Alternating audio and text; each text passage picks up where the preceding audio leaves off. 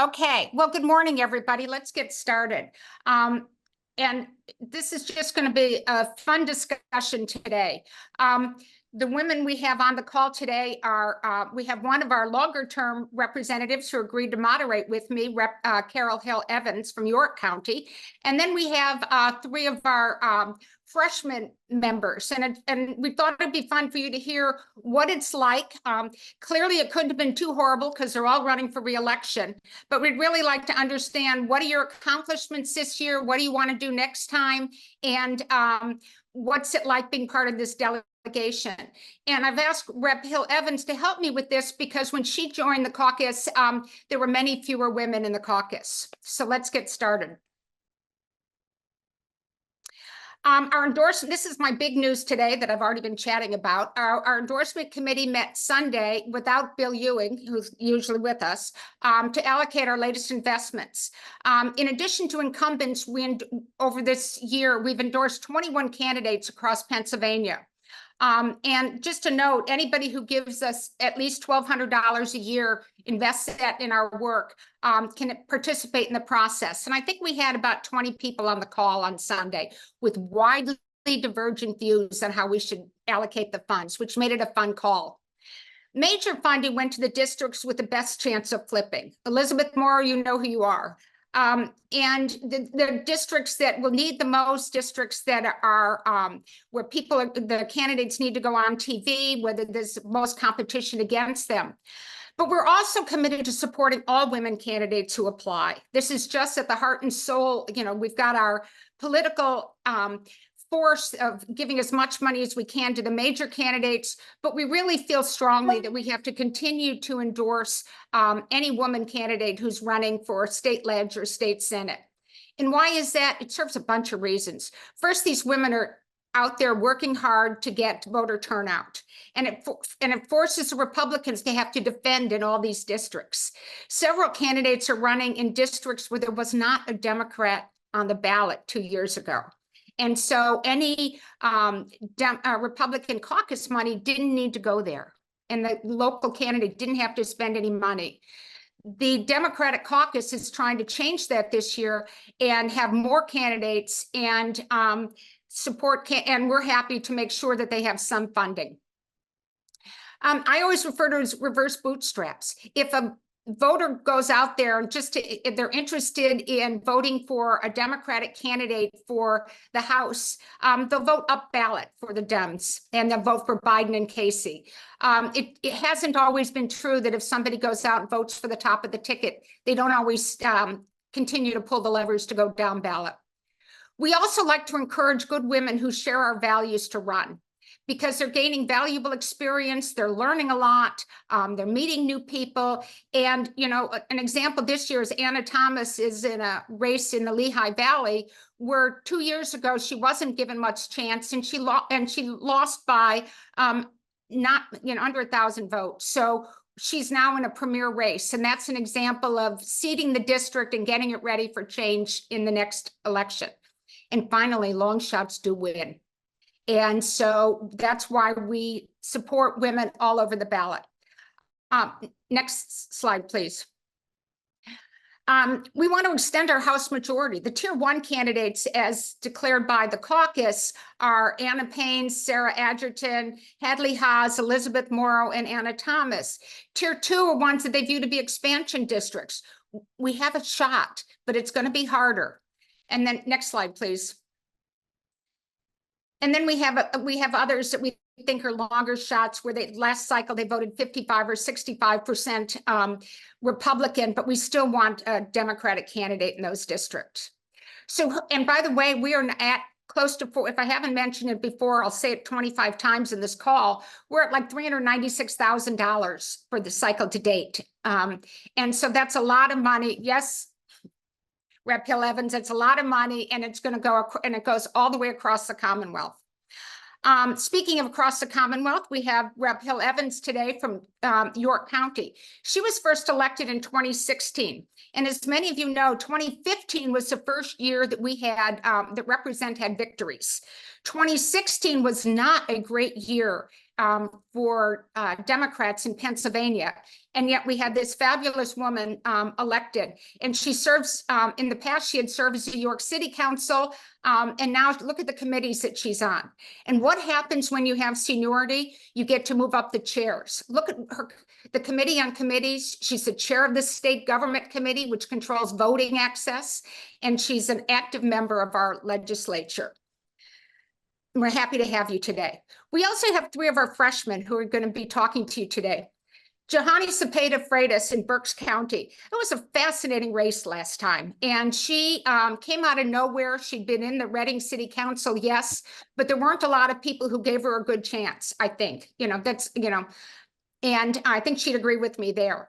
But she was a great candidate. She had good support from her family and her family business. And look at all the committees that she is on and the work that she's doing. I believe she's the first Dominican member of the Pennsylvania legislature, which also, many of you know, we at Represent, we talk about reflective democracy. And that's until and unless our elected officials look like all of us. And that's race, gender, religion, economic background, working background, a first Dominican woman. But, until we have one of everything, and we have nurses, doctors, lawyers, it used to be that white male lawyers with the state legislature. Now we have much more diversity, and that brings about much fuller discussions in all the committees and a more fruitful democracy. Next slide. State Rep Lisa Borowski from Delaware County. She beat a long-term Republican who'd been in for a while, who everybody said was one of the good Republicans because, after all, he was reasonable, reasonable on choice and some other issues, I believe. But she's really made a name for herself in Radnor Township over the years. And now she's on a number of committees and is a strong member of our state legislature now and has continued to be a good supporter of Represent. Thank you. Next slide. And Tara Probst. Tara's on a number of committees also. She's working her way up. And I love this one about Tara. She introduced legislation to help schools assess their facilities needs and access funds. If you followed the Pennsylvania budget discussions this year, you know that one of the big sticking points was funding of education, both in the, should we continue to fund cyber charter schools? Or should we better use our money to fund more students in Pennsylvania? There was a lawsuit that finished up over a year ago that said that we have an unequal distribution of funding in this state. It is unconstitutional per the state constitution. And this year we were having to really push to get more funding. And more funding is in this budget. But we need more. And that's the purpose of the money we're doing. The purpose of the money that we're putting in there is to get more women and get more Democrats in the House. Next slide, please. And I think, and by the way, the women on the call, these are the districts they're from. We didn't get too far west in this call. We'll have to do that next time. But people have often asked us to talk about where the districts are that people are calling in from. Next slide. And that's it. So that's my beginning. So, Carol, would you like to start? Then what questions would you like to ask our 3 newbies? You might want to start with, do they like you? And do they like their jobs? Okay, I'm going to start by saying, in my former life, I was a cheerleader. And I love to cheer. I love to cheer people. I love to cheer organizations that do good for people. I love to cheer good, positive things. So as a cheerleader, when Democratic women vote, and you're going to respond, Democratic women win. Can you do that? Okay. When Democratic women vote, Democratic women win. And we're going to win. We have November coming up. Those of us who are running for re-election, we know what our task is. It's a tremendous one, especially in this overwhelming heat. But we're going to get out there and do it because it's the right thing to do. And it's because that's what motivates us. So my first question to the candidates is, what was your motivating factor? What was the defining moment when you said, I have to do this? Who wants to go first? Lisa, go ahead. Okay.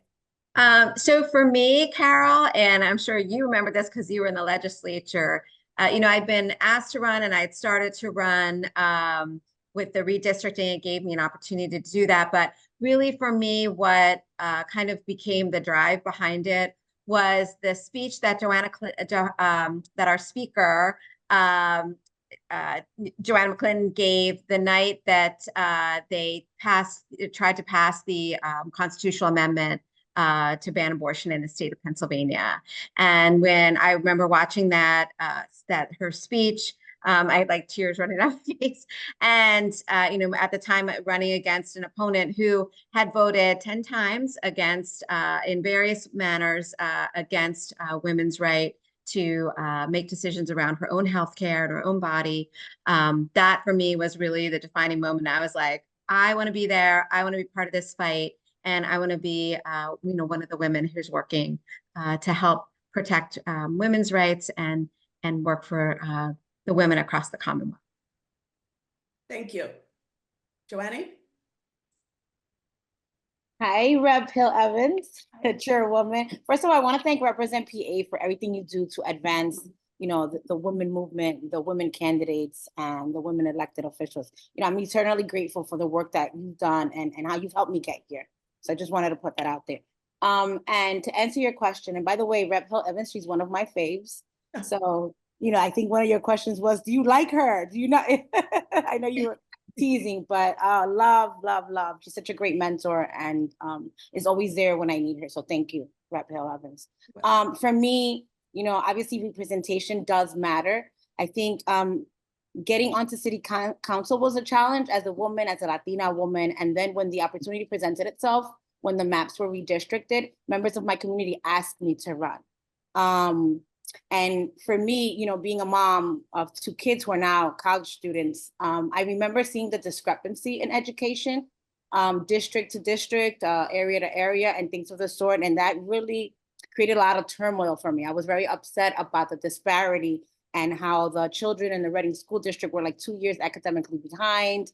Their environment was not really conducive to learning. You go into like the high school, it feels like you're going into a jail, versus you go into the Wyomissing High School, you feel like you're going into a college campus. So for me, creating the equity in education was one of like my top motivating factors. And also as a small business woman, small business owner, after the experience of the pandemic and the challenges and the trials and tribulations that I experienced as a small business owner, and realizing that, you know, mom and pops oftentimes get neglected.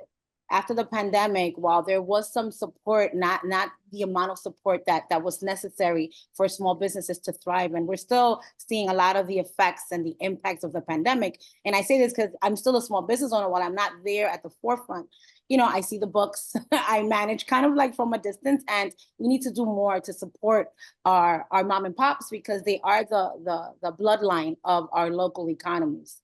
And also, what hit home for me too, you know, the gun violence and the lack of gun control and responsible gun ownership. You know, I have a good friend of mine who a couple of years ago, her 17-year-old who was close to turning 18 was shot and killed. It was some of his peers, they were in his home, and it was like they were on a mission. And, you know, I remember when I was a few days after we were at the site, and, you know, I saw the community come together, a lot of the young people, and I was just heartbroken, you know, and at the time I was obviously on city council, and I'm like, wow, I just felt so hopeless and helpless. And I said, what can I do? How do I change? How do I really help support her? Because I'm not gonna ever be able to help her heal from her pain, from her loss.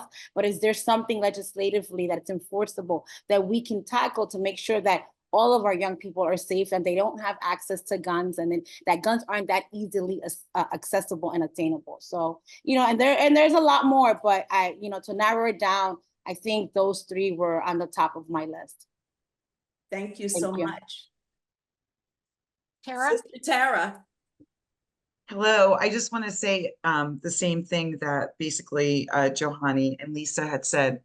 And the chairwoman Hill Evans is just, I mean, she's awesome, you guys. Number one, she's always dressed to the nines and looks absolutely stunning every single day of the week, okay? But besides that, she is so smart, and she took over the position of the chair of, you know, state government and rolled with it. It's like she was there forever. So she's really, I just love her. And when I say, you know, with Lisa and Johanny, we talk about this. We are really close, especially this freshman class.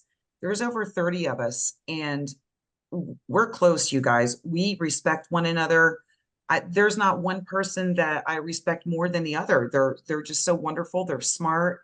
We really came into this together, caring about the things that we want to change for. And we are a third of the Democratic caucus, and our voices were heard. And I just want to say it's a real pleasure working with these, you know, ladies and gentlemen. So it's been such a great experience. But I think anyone here that has heard me speak before has been representing me since 2018. And I just really loved in 2018. They knew that I was running in a very gerrymandered district against the then Senator Mario Scavello. And they knew it, and they still supported me, just like you said you're doing for these other races, because we need to get out there and we need to make a dent in democracy. And let me tell you, I had him running scared because I beat him in Monroe County. He just crushed me in the other gerrymandered districts, right? So I still secured 44,000 votes, which helped me not only stay a popular mayor, but it helped me in the 2022 House of Representatives race. And that race, again, supported me so much. It was an open seat, and we were just lucky enough to flip it to blue. But what got me started? You lost that primary by just a handful of votes. Is that not right? The general, you mean the general election? Yeah, for Mario Scavello? No, Congress. No, I didn't run for Congress. Oh, I ran Right, for right, state right, senate right, in 2018, but I was the right. mayor of Stroudsburg then too. So I was the mayor for 7 years. But anyway, what got me started, it's basically everything the other representatives had said, but it was school. It was a Tea Party school board in 2013 who won their November elections because nobody voted. And they closed 2 of our elementary schools, wanted to privatize everything. And I'm making my long story short. We got them out by 2015. We flipped our district blue. We've been blue ever since. Monroe County, since 2016, we have been blue. Thank you. And that was really hard to do. But besides education, when my current state senator right now, Rosemary Brown, voted 18 times against a woman's right to her body, supported the heartbeat bill, wants to get rid of Reggie, doesn't believe in climate change, is taking the credit now for funding our schools, even though she didn't fund them for nearly 14 years, with a majority, may I add, with the House and Senate Republicans. These people get under my skin. And I am not a person to sit back and be like, well, they're so nice. No, they're not. They're not. They never vote for you. They vote for their campaign pocketbook over what's right for the people that they represent. And I don't want to say I'm a loudmouth, Johanny. Would you call me a loudmouth, Lisa? I just speak my mind, and I speak my mind in caucus because they're all thinking it, but I'll say it. Now, I'm professional. I do all the things I need to do on my interviews when I need to be. But I'm telling you, I call them out for what they are, and I don't forget it. And I'm the first one to say, you know, fund our schools. I'm the first one to say abortion is healthcare. I am the first one to say the senior cost of living adjustments need to be had. I am the first one to say to support our unions. I am the first one to stand up for universal pre-K, for affordable higher education, for the LGBTQ community. I do it every single day. I wake up every day and say it to somebody. And I love my job. I want to keep it because we made a difference in 2020. With this class, this House of Representatives made the difference. We made the most significant changes to public education for the better. And we put we didn't do enough for cyber charter, but that's the chip away. We did a couple little things to them. So next year, look out, Jeffrey Yass. I'm coming after you again. I mention him by name every day. And we're going to come after him. Excuse me. Yeah, Sorry. get rid of the Y. But anyway, I'm coming after you, and we are going to fund our public schools. We are going to lower our property taxes, and we are going to stop the bleeding on the cyber charter thievery to our taxpayers. And I could go on and on, Christine. So thank you. Thank you. You know, one of the things that I've said a gazillion times on these calls is Represent does not support women who just want to be somebody. I've met many and seen many of these state reps who like being in office because they get to go to Harrisburg 3 days a week and be away from the family. They get to hire their friends and family, give contracts to them. They get to go to ribbon cutting ceremonies and talk about how important they are. We don't like those kind of people. We don't want them in our legislature. The kinds of people that we elect are the ones you're listening to today. They're the ones who say, I want to get something done. Pennsylvania needs to change. And by the way, I like uppity women. So, you know, it all works out. Rep. Hill Evans, it's yours. After that, what do I say? So I apologize that I don't know who the ones that are running currently. But right now we have some candidates on the phone. We have Yes. Megan Kocher, we have Fern Laird, and we have Elizabeth Morrow on. I don't know if there's any other candidates on. I would love to hear from them. Okay, why don't we ask let me ask one more question of our existing legislators, and then we'll have the other ones talk about why they want to join this group. And what I want to know is it what you thought it would be? Is the workload what you thought it would be? Do you have to work harder? Is it easier? Is it all free cupcakes on Thursdays? What's it like for you? And I understand that I'd like to know who you share an office with, because I understand that the office arrangements in Harrisburg are 2 representatives with support staff in between. But what I've been told, and this is one of these things that warms my heart, you know, is that when the women share an office with another woman, or they get to know other members of their class, or they get to know existing legislators like Rep. Hill Evans, what they find is they can go and shut the door of that other woman and talk about what's really going on. So what's it like for you as a woman in a legislature? And I particularly asked this one because when Represent started in 2014, the Democratic caucus was 18% women. And the caucus that you are part of right now is 36% women. So it's different. And so I just want to know, what's it like being a woman in the legislature? Do you want to start again, Lisa? Sure. So I think the very first thing you said at the top was is it what you expected it to be?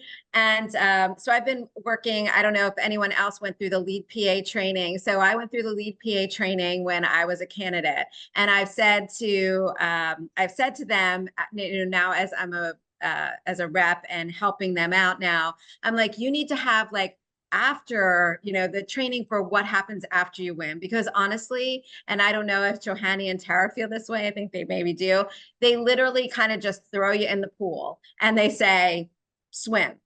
You know, we do have support from the caucus, but the job itself, like you basically become a small business owner, you run your district office, you hire your staff, people who don't have a little bit of experience in management and stuff, it can be a real struggle because you're basically managing people. And if you have never done that before, it can definitely be a struggle. And then there's all of that and working in the district and helping your neighbors, which is the most important thing. And certainly, I think the thing that is in many times most impactful, you know, the people who you're helping every single day, like they remember that. When I'm out and about in the district, people come up to me all the time. They say, oh, Peter helped me, or Kate helped me, my staff. You know, that is the thing that people really most appreciate. So like that kind of gets lost, I think, sometimes in the conversation of, you know, what legislation have you done, or what have you done? It's really those like one-on-one and that the personal contact in your district, because people really do need help. They're struggling with unemployment compensation. They can't get their tax refunds from the Department of Revenue because our Department of Revenue really sucks. So that's something that we have to work on, but they're terrible. So those are the kinds of things that, you know, are facing people every single day. And that is like really where a lot of the big differences are being made on that like kind of one-by-one you know, one-on-one basis. But like, I had no idea about that. In Harrisburg, you know, we do share offices. I'm fortunate to share with another freshman. I share with Ronnie Green. She represents in Philadelphia. Ronnie is amazing. I have learned so much from Ronnie. I call her the queen of the minimum wage increase. She is absolutely a champion for that. So I've learned so much from her around that issue, and, you know, joining her in that fight. So, you know, learning from your colleagues the things that are important to them in their districts, you know, may not be you know, a burning issue in your district, but it is across the Commonwealth. So it's so helpful to have kind of those subject matter experts to share that with. And, you know, I don't know if y'all know, so last summer I was diagnosed with breast cancer. I went through breast cancer treatment. And Ronnie is a breast cancer survivor as well. So just having her, you know, that support and having her, you know, kind of to be with in that moment was super helpful. So, so that is, you know, an invaluable relationship for me.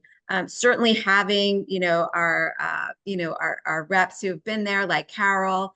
You know, for me, my mentor in the caucus is Leanne Kruger. She's incredible. I know she's a represent support as well. I'm very close with Jen O'Mara, who used to be my rep. And, you know, I've learned so much from the two of them about not marching into leadership's office when you're really mad about something, like I was last week. And thank God I ran into Leanne before I was ready to march into leadership's office, because these women have been around. They know, they understand kind of not only the process, but they also understand how to get things done.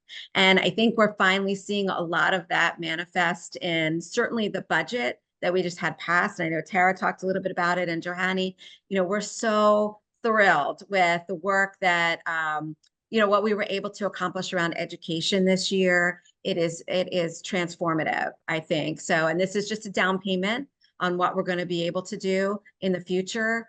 You know, the things that we've been able to do for our special needs communities, the funding that we were able, there's a lot of funding in there for domestic violence. You know, Gina Curry is also a mentor of mine. The work that they have done, she and our fellow freshman, Latasha Mays and Morgan Cephas, with the Black Women's Health Caucus. There is millions of dollars in this budget for Black maternal health, which is such a huge issue. And something I was really passionate about is my 30 years in healthcare. So I am so happy. And I think it's all these voices coming together. You know, Johanny and Tara mentioned it. This freshman caucus, we are a huge voice, a huge part of this, and they can't ignore us. So, so yeah, it's, you know, and when we join with our, you know, our more senior members like Carol, you know, we are a very powerful group within the caucus. And I think they recognize that. We get our issues elevated, and it's all of us kind of singing together, and that one singular voice around these issues that has really helped move our state forward. So y'all should be really proud of the work you've done, you know, certainly getting Carol elected, you know, in 2016, and then the women that you've had elected since then. It's kind of come to this really great culmination of all your hard work, and we're starting to see change being realized. Oh, and having a woman speaker has helped too. Oh yeah, Joanna, that's just like a little small thing. She's amazing, absolutely amazing. I still get goosebumps when I think about when we had the opportunity to vote for her. Like, it was just amazing, an amazing moment. It's like, I think we all stood there with tears in our eyes, being able to vote the first woman. Yeah, that was amazing. Wasn't that, it was just lovely. Johanny. Yes. So to add to Lisa, you know, it's, yeah, we just get thrown in there. There's really not much of a handbook. But I want to say this, you know, I remember first getting elected and not having an office. I had to hunt for an office. I had to, so that delayed me a lot. I didn't get an office, I think, until maybe February. Mind you, we had, yes, it was a process. And you know, the caucus was very helpful. But in that process, I onboarded 2 people, and we were working out of, you know, different spaces, right, with our laptops. I was able to advocate to get a mobile printer, to get mobile laptops until my office was ready. But the first thing that I remember doing when I jumped in was looking at salaries. I was blown away by how little we were expected to pay our employees. And I think that was my first fight, was within the caucus, because I was not willing to accept the budget that they gave me. So we went back and forth. I negotiated a lot. I was like, I refuse to bring anyone on board for $15 an hour. Like, I am not doing that. And then I had to go back and forth because I ideally wanted 3 full-timers, 2 part-timers. So I had to settle when I started for 2 full-timers and 2 part-timers. And my part-timers I was able to get at 18 an hour. So, you know, that structure. And then I had to, you know, last year, when we were doing budget discussion, I'm like, you know, I had to advocate for my 1 part-timer to become full-timer. So again, this doesn't come with a handbook, but one of the things that I've learned early on and why I'm here is to use my voice. Because I remember speaking to some of my colleagues, former freshmen, right? This might be their 2nd term, who said, oh, you're gonna have to wait till 6 months, just suck it up. I was like, suck it up? I was like, I didn't come here to play. I'm like, I'm not sucking it up. And I remember did I mention that, wait a minute, did I mention that we like to support uppity women? You know, what can I tell you? So I remember I was like, no, I said, no, then you're gonna have to take money from my salary to make sure that you pay my employees the right way. So, you know, I had small victories coming. I was like, they need to know who I am. I'm coming in as my authentic self. And this is who I am. And I'm gonna speak up and I'm gonna use my voice, because that's what my people elected me to do, to use my voice and be their voice. And so I was like, how do we take care of others if we can't take care of home, right? So it began with my employees. I'm like, oh no, absolutely not. So, you know, that's part of it. Also, I think time management, right? This is not a 9-to-5 type of job. This is, I mean, you can start your day as early as today or even earlier and really come back home by 10 p.m. sometimes, right? Because, you know, obviously you have to be very active and involved and engaged in your community. So sometimes, you know, making sure that you're managing your time effectively is key. And then also for me, oftentimes you know, a lot of people ask me to be at a lot of different places, and it's hard for me to say no. So I'm working really hard to try to find that balance, because I love being supportive of my community. I mean, what we do in Harrisburg is one thing, right? But what we do in the community is more important, because people sometimes just want to be listened to, right? And then they know that everything takes time. Another thing that I wanted to add was, you know, while I came in with certain priorities, you know, the more you listen to members of your community, everything for me is a priority, because if one of my constituents has a need that maybe I didn't think about, I wasn't aware of, I wasn't exposed to, then that immediately becomes my priority. So sometimes I struggle with, when I'm looking at my legislation and bills that I'm working on, I'm like, oh my gosh, like, which one do I do first? And then also understanding that there's 203 of us, right? And sometimes it may not pass, right? Because some of our own members may not be in favor of what I'm trying to do. Does that make sense? And so I find myself struggling with, okay, well, how do I get things to the finish line? So understanding relationships, how people think, understanding other members' districts, and being patient, and understanding that some members are in very red or purple districts, and sometimes they need to vote accordingly, right? According to the district, not according to our democratic values. So processing that has been a challenge for me. You know, I thought this would be, since I served on city council, I thought serving as a state rep would be like, oh, city council on steroids, but it's far above and beyond that.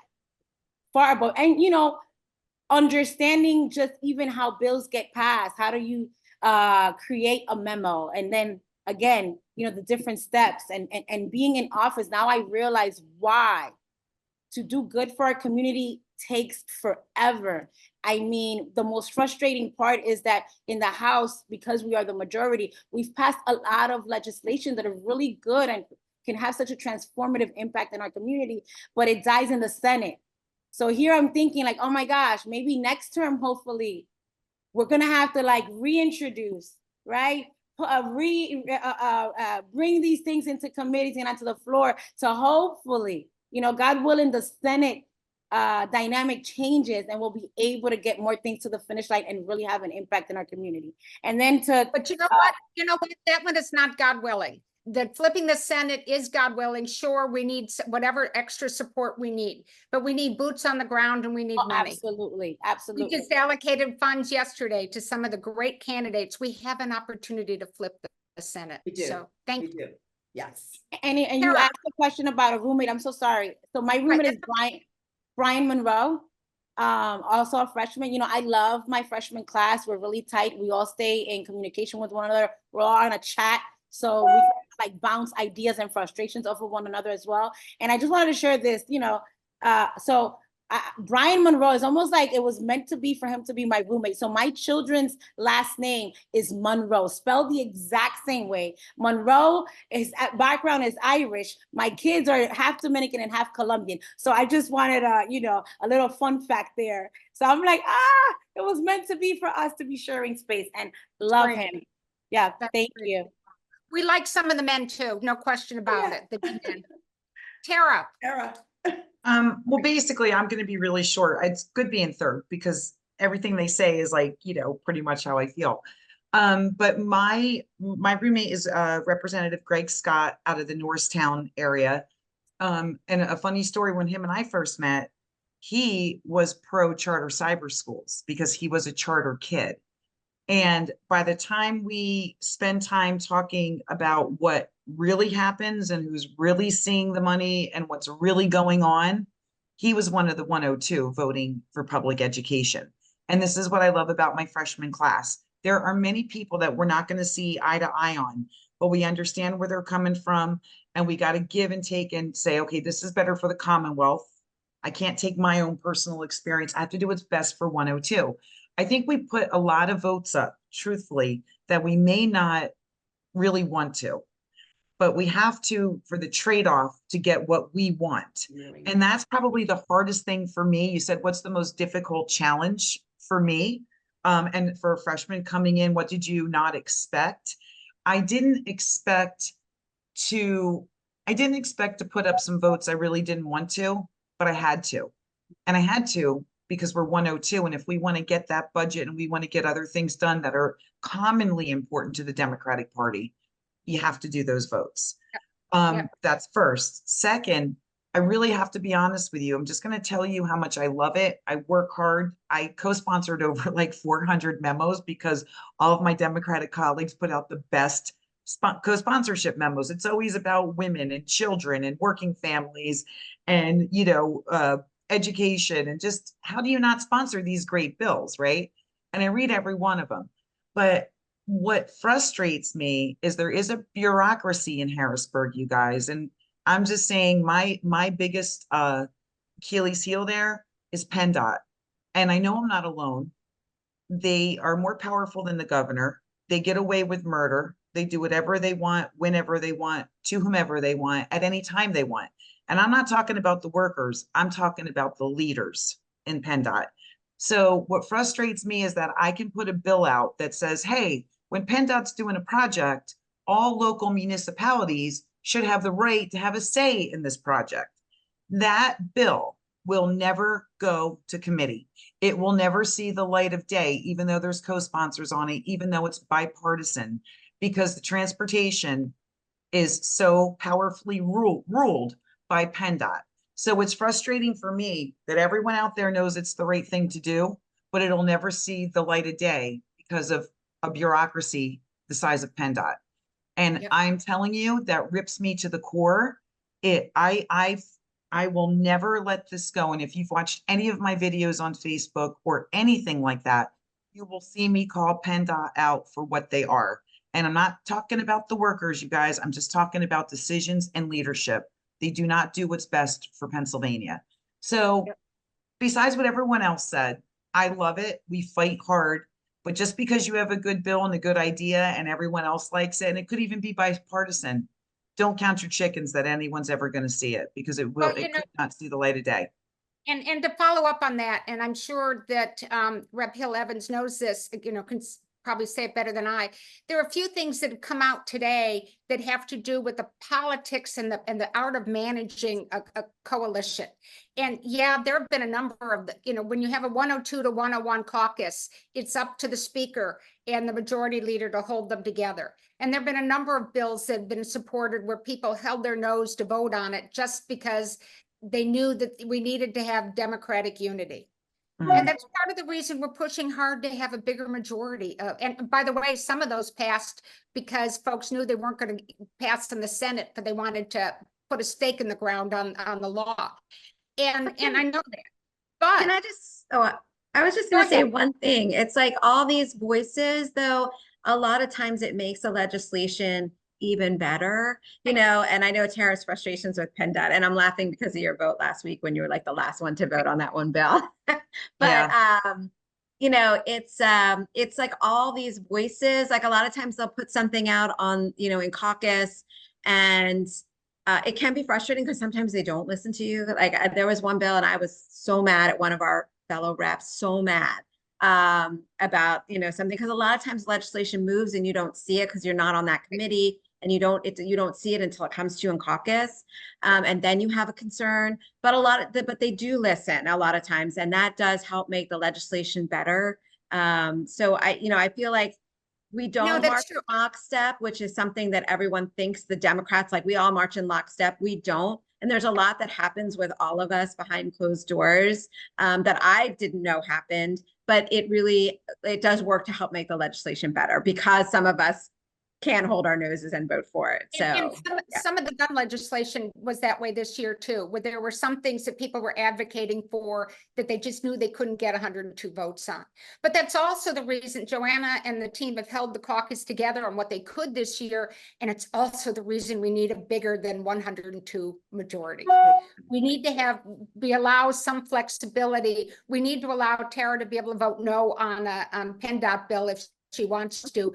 It may still pass, but she'll stake her claim. And those are the kind of things that you've all learned and you've had to do. It's also so much goes on because we have over 200 bills that have been passed by the House and by your work that haven't been passed by the Senate and that haven't even been heard by the Senate. 399 to 92. I haven't counted recently. We have over 400 bills, or about 400 bills that, but it includes just basic things like raising minimum wage to past $7.15 an hour. So I want to also say good morning to and let a couple of the candidates say hello, people who we've supported. In just, 2 minutes, Elizabeth Morrow, you're running from Chester and Delaware counties. Would you like to say hello and tell us how you're going to take a seat? I think it's the last seat in Delaware County that's held by an R. Yes, good morning, everyone. And I'm sorry that I couldn't speak earlier. We had a lot of trees go down last night and our power is out. So my internet was all weird this morning. So I had to drive to a location where I hope you can hear me, because last time I tried to do this from home without the internet, it was real spotty. But I am so grateful to all of you for your support. We are going to do this. I have a really strong staff working with me. We're fully staffed. The campaign manager ran the last at least 2 cycles in this district. So he has a really great grasp on who we need to talk to, and we're out knocking doors. We're in the States Project, and last month I won the #1 place in the door knocking challenge. And that was came down to hard work and being out in the rain, and people were laughing because they're like, wow, you really want this seat. And I really do. I'm a business owner. I own a cafe. And so in listening to all your conversations about serving people and managing a staff and a budget, I feel like I ran for Congress in 2017, 2018. But I am so grateful for this moment to be running in the state where everything, I think, is being sent back from the federal government for the states to handle, especially our right to choose, our bodily autonomy and our reproductive freedom, voters' rights, so many important issues like that. But I think I am so much more prepared to do the work because of that business experience and learning how to, in Delaware, which is where my business is, we pay more than Pennsylvania does for minimum wage. Right now we're at $13.25. By January, it'll be at $15. I already pay my employees $15 or higher plus tips. And I understand from a business perspective how that's a challenge, but I understand that as a mom of kids who are trying to make their American dream, how essential it is that we create a livable quality of life for the next generation. I'm also a real estate broker, so affordable housing is going to be a big issue that I'm going to want to address in Harrisburg, and how we open up that dream to everyone. So I don't want to take too much more time, but just to thank you for all your support. We cannot do this without you. So thank you. Thank you. Thank you so much. We're really proud of your work. And did I mention reflective democracy? You run a restaurant. You can go talk to Johanny about running a restaurant. The housing and those kind of things is a background. It's different than many of the others the reps are. And that's the kind of thinking that we need. Megan Kocher, is it Kocher? Would you like to say hello? It's Coker, but you were closer sorry. than I think most people generally are. Okay, would you just give us a couple minutes? Where are you calling in from? And you've got a tough race. Yeah, so I'm calling in from Luzerne County. I'm running in the 119th district. My opponent did win by about a 10% margin in 2022, but he's a freshman incumbent and he's very not liked by the local community, which is really working in my favor. I have over almost 7,000 attempts on the door so far in our persuasion universe, and less than 15% of that is actually opposition IDs. Like I said, he's not well liked, and when I talk to people about his bills, people aren't happy. He was elected really because he's young and people wanted to see something fresh out of Harrisburg. What is his name? His name is Alec Rinkavich. Okay. So the others know him. Okay. yeah, so I see people laughing. So what's your background? What did you do? Yeah, I grew up in the district. I went to college at a local college, Berks University. I was the first girl to win a district wrestling match in the area. So I have a lot of name I don't recognition. think we have a wrestler. I don't think we have a wrestler in the women's caucus. So thank you. Yeah. So I have a lot of name recognition from that in the area. I went to college at Berks University. I worked full time to put myself through school as a community organizer. So I have a lot of experience managing campaigns and canvassing voters. I'm using that experience now to run my own field program, which, like I said, is going really, really great. I know that the numbers from 2022 aren't convincing, but I feel really good that we have a chance to beat this seat, to win this seat. What am I saying? So yeah, I feel really good about things, and I think I'm really looking forward to this November. I'm working very hard, and I think the general perception is that my opponent isn't. So thank you very much, Megan. Nice to see you. Put a face to the application that we've seen. Fern Laird. Thank you so much for having me. Fern Laird, we know you. You're one of our examples of people who run before. Are you still on the call? And would you like to say hello? Fern had to leave. Oh, Fern had to leave. Okay, I'll go to Tina Burns. Are you on? I know she was on before. Okay, and Rain Rightnour. I know you were on before. Are you still here? I'm here. Hey, Hello. Good morning, sorry. everyone. Tina's here. I couldn't find my unmute. Tina, Okay, you go. well, I'll go next. let's go to Tina first. Tough race for you too. Where are you calling us from? Pennsylvania, Schuylkill County. I'm running for the 124th, which is part of Berks County and part of Schuylkill County. It's 2-to-1 ratio for red. My opponent is. Try. What's that? Is this your second try? Yes, it is. So, I mean, there's been not been many people on the Democrats on the ballot. There's never been a woman in this district, and there's never been a Democrat. It's been held by 5 people, all men, and it's an uphill battle, absolutely, but you got to be in it to win it. So I'm hopeful this time. Last time I was able to get some of the independent and Republican votes, and I'm hoping now that my opponent is in there for 2 years, he has a voting record, which arguably, depending on who you're talking to, can be used against him. For example, he just voted against, and like, this is the mentality, which I hope voters are educating themselves. I'm trying to educate them, but he voted against the bill that was for increasing the fines for shooting bald eagles. Like, come on, guy. Who would vote for that? Right.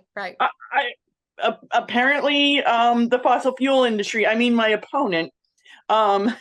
So Yeah. I'm running again. Obviously, I ran the first time when there was a myriad of situations. Honestly, it was kind of my own personal situation which prompted me. This time I'm running again because I want to win, because Right. everybody on this call wants to win. And the reasons are pretty much the same Thank you, Tina. for Tina. keeping our democracy. Tina, who are you running? Who's Tina running against? Who are you running against? Jamie Barton, who is a vice president for Jack Rich Fuel Oil, which is the largest fossil fuel company in Pennsylvania, largest landowner in Pennsylvania. So yeah, he's not for us. I never You even probably heard of don't him. spend, so our existing legislators who are on the call, you probably don't spend much time with this guy. He must not do anything. I've never even heard of him. I love that. Well, we he's had- on the environmental committee, coincidentally. Like, sort of shocker there. Up until recently, the environmental committee never talked about anything except drilling permits. But thank you for joining us today. And Rain Reichnauer, did I get that one right? You did. And where are you Hello. coming from? I am in Berks County also, and I am running against David Maloney. And he has been in office since 2010. This is the first time he's run opposed in the newly redistrict area. I did win 3 of the boroughs in the precinct if you compare me to him, just with our turnout. So that was great. I've been getting Republican support. I have some Republicans who've donated to my campaign and put out my campaign signs. I am meeting with a former staffer of his for breakfast on Friday. She has dirt to share. I'm looking forward to seeing what I learn. And a lot of people from conservation groups and hunting organizations have been reaching out to me. They all dislike him and they want him out of office. So I'm hoping that that works to my advantage. But I'm not just running against him. I'm running for women. And I'm also a business owner. I have a dog center that I opened in 2008. And I grew up in a military family. My dad was a submarine commander. So I grew up knowing that the most important thing we can do as citizens is to work to protect our freedom. So that is why I'm running. Thank you so much. I hope that everybody who's called in today understands the breadth of knowledge and the breadth of skill, but the vast amount of enthusiasm you've heard today. You've heard from a legislator who's been in since 2016, who won in a horrible year for Democrats in Pennsylvania, and is now a member of leadership. You've heard from 3 of our freshman members who we supported heavily 2 years ago, who are running in their first reelection campaigns, who've had their ups and downs in the last in this cycle, but are working hard for their constituents. And by the way, for all of us in Pennsylvania. And then you've actually heard from a few of our candidates, one who's in a race that we're pushing hard, we think is flippable. As I mentioned, it's the last R seat in Delaware County. And then you heard from a few others who are in long shot races, but they're working hard, they represent your values, and they want to make a difference in Pennsylvania. So, Miriam Sab, whose name I can never remember how to pronounce. You're on. Do you want to say hello? Hi, Miriam Sabi. You were Sabi, pretty thank close. you. Yeah, you're very close. I just wanted to say hello. I would love the help and support of Represent PA. We are putting in lots of hard work to flip this seat. My opponent is Mylou McKenzie. She's against women's reproductive rights. She's against funding our public schools. She's one of the biggest proponents of the vouchers. and money going to our charter schools. She is also an election denier. We have a lot of enthusiasm with young people in our campaign. I have volunteers and some great young interns and people who are enthusiastic. And that's so heartwarming for me because I know enthusiasm and hope is lacking in the Democratic Party right now. And to see that in my campaign and to tap into some of those frustrations, which is one of the reasons I'm running as a mom. I'm a longtime community organizer. I'm a journalist and a young concerned person. So I think tapping into that frustration and having different voices at the table is really important. Thank you so much. Thank you for running. Thank you for, I'm happy. I'm sorry I didn't see your name on the list earlier, but thank you so much for all of you. And let's go to our final slides. Did I mention we could use some more money? We've invested $400,000 so far this year. You've seen women who we want to, new candidates. We want to invest more money. What changes do you want to see in Pennsylvania? You heard today from women who are making those changes or who have ideas and what other changes they want to make. They can't do it without our help. What does Represent do? Well, we curate and evaluate candidates to make sure they share your values. We look statewide to figure out who's going to bring about change and who needs financial support. We also talk closely with the caucuses, the people who are helping to elect candidates, the Democratic Party caucuses, to find out who they think needs more support and who's doing well. And we help make decisions about how to invest your money to get the change that we need in Pennsylvania. Our next investments will be in September, and we need to raise funds. Next slide.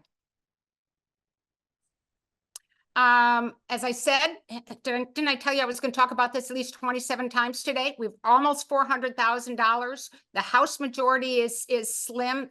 I should have fixed this slide. Sorry, we're at 102 to 101, except that I should have fixed this slide as of today. It's 100 to 101 because 2 Democrats resigned yesterday or day before. So there's going to be special elections coming up in September to replace them. And so temporarily, nothing's happening, but we need to get back up to our 102 to 101. And we're making our next round in September. Next slide, please. Here's our next breakfast briefing. You had fun today. Wait till next time. We're going to talk about candidate. One of the things that's a frustration for our state House members today is nothing gets through the Senate. So current Senator Maria Collette is the vice chair of the committee, the Senate Campaign Committee, and we supported her in 2018 in her first election and in her re-election. My favorite Maria Collette story from then was that she was told because she, the feeling in the Senate Campaign Caucus at the time in 2018 was she was short and blonde and didn't have a chance against an incumbent. And I actually had somebody tell me that. And she won. We gave her $8,000 right at the beginning, which at the time was a lot of money for us. She paid for 2.5 mailings. She ended up with $70,000 from that. She went back and said, I'm going to win this race, and she did. And we're very proud of Maria. And Maria's going to talk about the push to flip. And then we have 2 of our premier Senate candidates coming on. Representative Patty Kim, currently from Dauphin County, is running for a seat in it's now going to be an open seat in Dauphin County. And Nicole Rashido, a school teacher from Allegheny County, who's running against a first-term Republican, and she has our full support. And these could be 2 of the women who helped to get us closer to at least a tie in the Senate to get some things done. Next slide. We've got events coming up. If you want to host an event, come to an event, let us know. We're always happy to have you. I've got a few coming up right now. The big ones, got a few more in the Philadelphia area coming up, a couple in Chester County, a couple in Montgomery County. I'm looking for someone who wants to host out in elsewhere in Pennsylvania. Next slide. And thank you. Thank you for all you've done to support us. Thank you to our leaders who Oh, it's not an easy job, is it, being a state rep? I'm surprised that people just keep going back for more. It must, you must really just want to get stuff done. It must make a huge difference. You know, that's why I like listening to Rep. Hill Evans. She was in the minority for most of those times. Now she gets to be a chair of a committee and get things done. We need to have more of that. So thank you all for coming. Thank you for investing in our women, and stay in touch. Thanks.